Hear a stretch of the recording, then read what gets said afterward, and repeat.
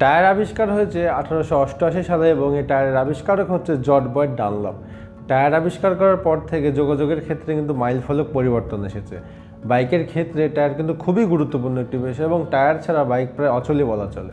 Viewers, আজকে আমাদের মূল বিষয় হচ্ছে আপনি আপনার বাইকে টিউব না টিউবলেস কোন টায়ারটি ব্যবহার করবেন সেই বিষয়টি নিয়ে। তো চলুন ভিডিওটি শুরু করি।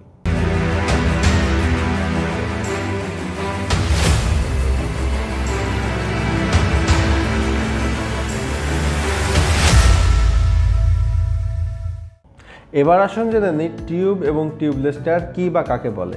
সাধারণত টিউব টায়ারে দুটি অংশ থাকে, একটি হচ্ছে টিউব আর একটি হচ্ছে টায়ার। আর টিউবলেস টায়ারে কোনো টিউব থাকে না, অর্থাৎ এটি টায়ারটি রিমের সাথে সরাসরি সংযুক্ত থাকে। এবার আসুন জেনে নিই এই টিউব এবং টিউবলেস টায়ারের সুবিধা অসুবিধা সংক্ষেপে আলোচনা। প্রথমে বলি টিউব টায়ার। টিউব টায়ারে কিন্তু লিকেজ হলে আপনি খুব অল্প সাপোর্ট পাবেন, অর্থাৎ টিউব টায়ারটি লিকেজ হলে সঙ্গে সঙ্গে বাতাস বের হয়ে যাবে, কিন্তু টিউবলেস টায়ারের ক্ষেত্রে এমনটা না।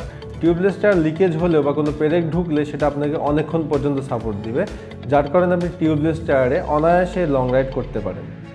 এদিকে টিউবলেস টায়ারের ব্লাস্ট হওয়ার সম্ভাবনা নেই বললেই চলে, কারণ এখানে রিম এবং টায়ারের সাথে সরাসরি সম্পর্ক থাকে এবং এখানে কোনো টিউব থাকে না, যার ফলে বাতাসটা টায়ারের মধ্যে আটকে থাকে। কিন্তু টিউব টায়ারের ক্ষেত্রে ব্যাপারটি একটু ভিন্ন, কারণ এখানে টিউব থাকে, যার ফলে টিউবটা লিকেজ হওয়ার কারণে এক সাইডে যদি ফুলে যায় তখন টায়ারটাও এক সাইডে ফুলে যায় এবং সেটি ব্লাস্ট হওয়ার সম্ভাবনা একটু বেশিই থাকে। টিউবলেস টায়ার কিন্তু অনেক দীর্ঘস্থায়ী হয়, কারণ এখানে রিম এবং টায়ারে সরাসরি সম্পৃক্ত থাকে এবং টিউবের কোনো ঘর্ষণ থাকে না, যা সরাসরি রাস্তার সাথে সম্পৃক্ত থাকে, যার ফলে এই টায়ারটি মাইলেজও কিন্তু ভালো প্রোভাইড করতে পারে। কিন্তু আমরা যদি টিউব টায়ারের দিকে খেয়াল করি তাহলে দেখতে পাই যে এই টিউব টায়ারে টিউব এবং টায়ার থাকে, যার ফলে এই দুটি ঘর্ষণের ফলে অতিরিক্ত গরম হয় এবং এটা ইঞ্জিনের উপরে একটু বেশি প্রেশার পড়ে, যার ফলে মাইলেজটা ড্রপ করে এবং টায়ারের স্থায়িত্ব কমে যায়। এদিকে টিউবলেস টায়ার যদি পাংচার হয় সেক্ষেত্রে কিন্তু মেরামত করা একটু সহজ, কারণ যে অংশটি পাংচার হয়েছে সেখানে কিন্তু রাবার এবং সুয়ের মাধ্যমে সেই ফুটা অংশটা কিন্তু আপনি কাভার করে দিতে পারবেন বাইরের থেকে। কিন্তু টিউব টায়ারের ক্ষেত্রে এটা আপনি সম্ভবপর নয়, কারণ এখানে টিউব এবং টায়ার আছে এবং টিউবের কোথায় আছে সেটা আইডেন্টিফাই করার জন্য সম্পূর্ণ টিউবটি আপনাকে খুলতে হবে, যার ফলে এটি একটু সময় সাপেক্ষ এবং কষ্টদায়ক বটে। তাই টিউবলেস টায়ার একটু মেরামত করা কম কষ্টদায়ক আর টিউব টায়ার একটু বেশি কষ্টদায়ক।